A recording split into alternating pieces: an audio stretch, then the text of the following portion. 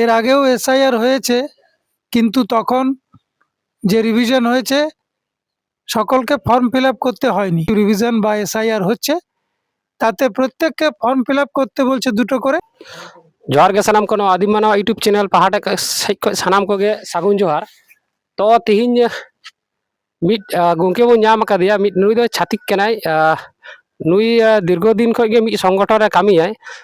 तो अब बोन तिहिन विस्तारित भावते ना एसआईआर बारे तेबोन कुलिया नुया मचा तेबोन आंजमा एसआईआर चिट काना आर चिदा ना भारत दिसोम रे नितो चालू काना नोआ ना चिट काना मूल उद्देश्य। तो नुई गंके मचा तेगे बोन आंजमा। सर আপনার পরিচয়টা বলবেন। আমি কৃপা সিন্ধু কর্মকার, আমি এসইউসিআই কমিউনিস্ট দলের সদস্য। এসআইআর নিয়ে আমাদের বক্তব্য যেটা, এর আগেও এসআইআর হয়েছে, কিন্তু তখন যে রিভিশন হয়েছে সকলকে ফর্ম ফিল আপ করতে হয়নি। বিএলওরা বাড়ি বাড়ি এসেছে, প্রয়োজনীয় তথ্য জিজ্ঞেস করে তারা ভোটার লিস্ট সংশোধনের কাজ করেছে। কিন্তু এবার যে স্পেশাল ইন্টেন্সিভ রিভিশন বা এসআইআর হচ্ছে, তাতে প্রত্যেককে ফর্ম ফিল আপ করতে বলছে 2টো করে ফটো লাগছে, এবং বাবা মা দাদু যে কারো 2002-এ ভোটার লিস্টে নাম ছিল কিনা তার ডিটেলস দিতে হচ্ছে। ফলে এগুলো মানুষকে হয়রানির শিকার করছে আর কি। কেননা যারা আজকে বিশেষ করে বাইরে থাকে কাজ করে, তাদেরকে ভাড়া খরচ করে বাড়ি আসতে হচ্ছে, এবং যারা ফুটপাতে বাস করে, গরিব মানুষ যাদের একটা কুড়ে ঘরে বাস করে, তাদের এই সমস্ত ডকুমেন্ট রাখার জায়গা নেই, বাক্স নেই, বন্যায় খরায় তাদের নষ্ট হয়ে গেছে। তাহলে তারা এই যে 11 ধরনের ডকুমেন্ট বলেছে, যার মধ্যে যে কোনো একটা লাগবেই। যদি বাবা মায়ের নাম ভোটার লিস্টে না থাকে 2002-এ, তাহলে যে কোনো একটা ডকুমেন্ট তাদের সাবমিট করতে হবে, আধার কার্ড সাবমিট করতে হবে। কিন্তু এই সমস্ত নথি গরিব মানুষ কোথায় পাবে? যারা চাকরি বাকরি করে না, লেখাপড়ার সুযোগ পায়নি, ফলে তাদেরকে হয়রানির শিকার করছে। এবং আজকে এই যে ঘুরপথে এসআইআর মাধ্যমে এনআরসি চালু করতে চাইছে, কেননা ভারতের নাগরিকত্ব প্রমাণ, এটা এনআরসি চালু করারই একটা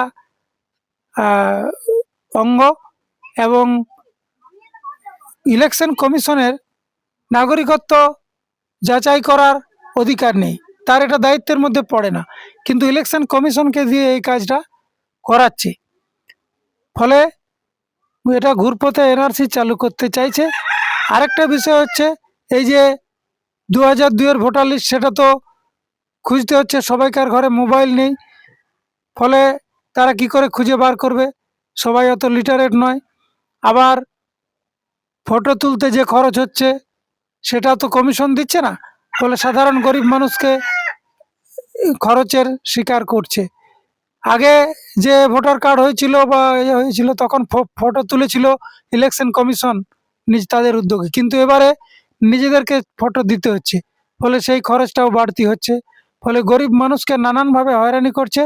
এবং এই যে কম সময়ের মধ্যে, 1 মাসের মধ্যে বলছে 1200-1400 ভোটার এক একটা বুথে, সেখানে বিএলওদেরকেও প্রচণ্ড কাজের চাপের মধ্যে ফেলেছে।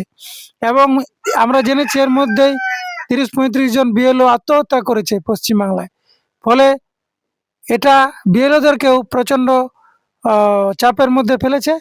আর যে সমস্ত স্কুলের শিক্ষক শিক্ষিকারা এই বিএলওর কাজ করছেন, সেখানে পড়াশোনা ব্যাহত হচ্ছে। অন্য কাউকে দিয়ে যদি এই বিএলওর কাজ করাতো তাহলে ভালো হতো, কারণ পড়াশোনা এমনিতেই শিক্ষক সংখ্যা কম, তার উপরে বিএলওদেরকে কাজ দেওয়াতে পড়াশোনা ব্যাহত হচ্ছে। আর স্কুল করে তারপরে বিএলওর দায়িত্ব পালন করা অত্যন্ত চাপ তাদের পক্ষে হচ্ছে, যার জন্য অনেকেই এই চাপ সহ্য করতে না পেরে আত্মহত্যা করছে। ফলে আমরা মনে করি এই এসআইআর এর কর্মসূচি বাতিল করা দরকার, এবং বিএলওরা নিজেদের উদ্যোগে বাড়ি বাড়ি জিজ্ঞাসাবাদ করে ভোটার লিস্ট সংশোধন করুক, এটাই আমরা চাই।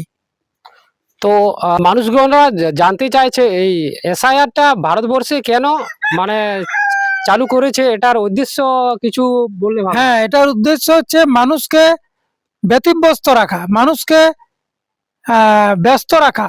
আজকে কাজের সময় ফসল কাটার সময় এখন মানুষ ব্যস্ত হয়ে ঘরে এই সমস্ত ব্যাপারে থাকতে বাধ্য হচ্ছে, কখন বিএলও আসবে, তাদেরকে কখন জমা করবে, এইসব ব্যাপারে।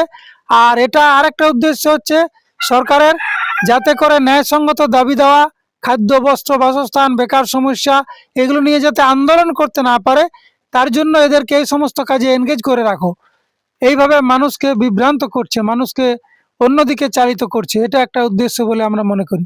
আপনি বললেন যে এই 2002 এর লিস্টে যাদের নাম আছে তাদের তাদের অনুযায়ী সে এসআইআর ফর্মটি মানে ওদের যদি সে বাড়ির কেউ থাকে ও সে 2000 লিস্ট অনুযায়ী ফর্মটা ফিল আপ করতে হচ্ছে। তো ধরুন যদি 2002 ওদের পরিবারের কারোর নেই, তো সেই ক্ষেত্রে কি করবে? সে বিকল্প বুদ্ধি ওদের আছে কি এটা? এক্ষেত্রে যেটা শুনলাম, বিএলওরা বলছেন যে তাদেরকে হিয়ারিং এ ডাকবে এবং ওই যে 11টা নথি বলেছে তার মধ্যে যে কোনো একটা নথি, আধার কার্ড, এগুলো দেখতে চাইবে।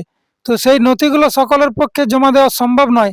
আমরা মনে করি বিশেষ করে গরিব মানুষের পক্ষে, যাদের ভালো ঘর বাড়ি নেই, যারা বাইরে কাজ করছে, দিনমজুরির কাজ করছে, তাদের পক্ষে এই সমস্ত নথি জোগাড় করা সম্ভব নয়। সেই জন্য এটা পুনর্বিবেচনা করা দরকার বলে আমরা মনে করি। একদম। তো স্যার আমি আর একটু জিজ্ঞেস করব, আমরা দেখছি এই ভারতবর্ষ একটি ডেমোক্রেসি কান্ট্রি, এটা গণতান্ত্রিক দেশ। এই দেশের সব ধর্মের মানুষ এখানে বসবাস করে। আমরা জানি যেমন এখানে এখন অনেকেই চাইছে এই ভারতবর্ষকে হিন্দু রাষ্ট্র বানাবার জন্য। এই সম্বন্ধে আপনি কি বলবেন?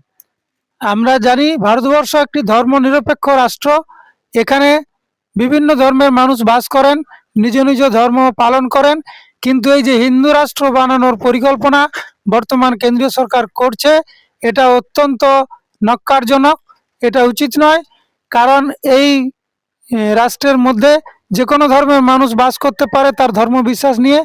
এই ধর্মবিশ্বাসে আঘাত করা অত্যন্ত অন্যায় হচ্ছে, ফলে এটা বানচাল করা উচিত। এবং জনগণের উদ্দেশ্যে আমাদের বক্তব্য, আপনারা সরকারের এই উদ্দেশ্যকে বানচাল করতে বাধ্য করুন। একদম। তো স্যার, তো আপনাদের সংগঠনের কাজের উদ্দেশ্যটা কি?